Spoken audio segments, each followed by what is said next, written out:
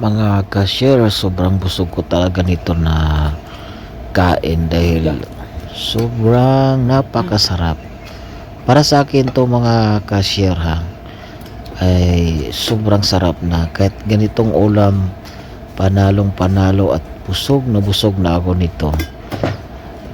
Mapalang araw pala sa atin lahat dyan sa nanonood.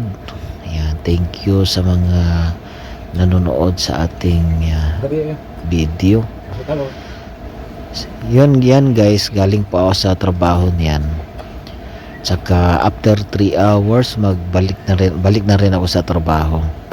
Kasi nag-break lang ako ng 4 hours kasi. Ayan, nagluto ako ng isda. Bumili ako doon sa may nag-promo kasi doon sa fish market. So bumili ako at saka bago pa na isda presko pa, tapos pinirito ko na agad.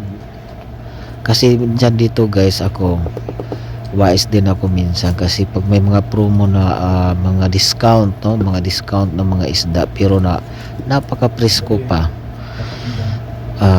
bibiliin ko na agad. Ayaw kong bumili ng medyo mga mahal-mahal na isda dahil sayang lang naman ang at saka masarap pero mura.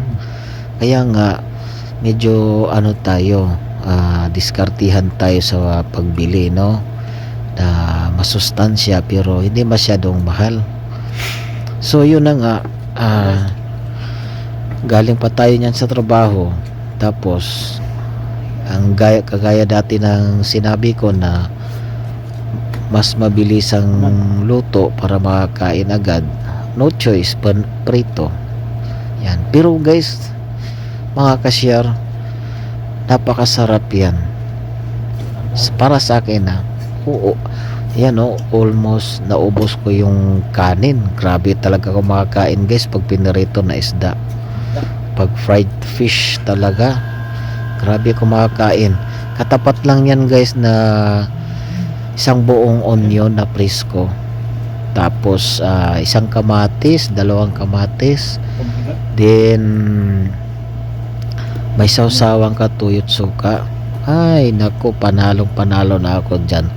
Then katapat lang din yan, tubig lang, wala na yung mga juice pa dyan, mga yung mga coke pang okasyonal lang yan. Medyo bawas tayo yan sa ngayon guys sa mga coke, mga soft drinks, no, mga soda, dahil medyo dumadami ngayon nagkakaroon ng kidney. Kahit guys, pag pagod tayo sa trabaho, medyo ingat tayo sa mga noodles, mga dilata, ingat tayo. Pero sa tutusin lang guys, yung mga noodles, dilata, masarap kainin yan, nakakaubos din yan ng maraming kanin. Pero sa ngayon nga, maraming na nagkasakit sa bato.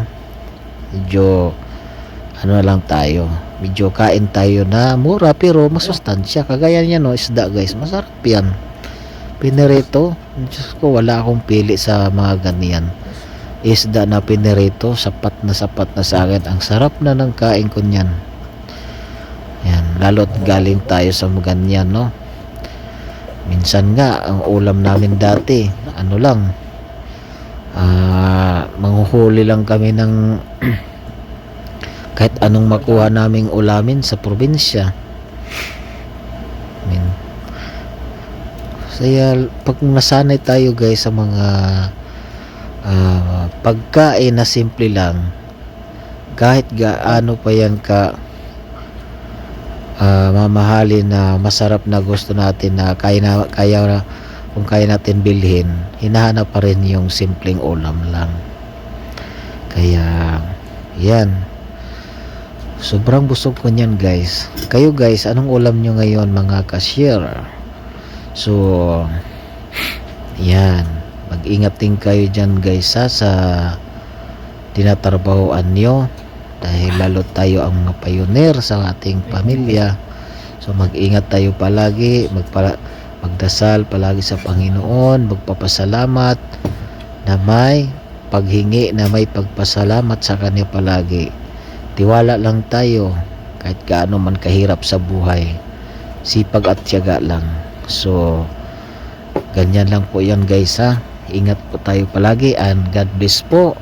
And gustong mag-follow dyan sa ating Facebook and sa YouTube, thank you po. Maraming salamat. Bye bye.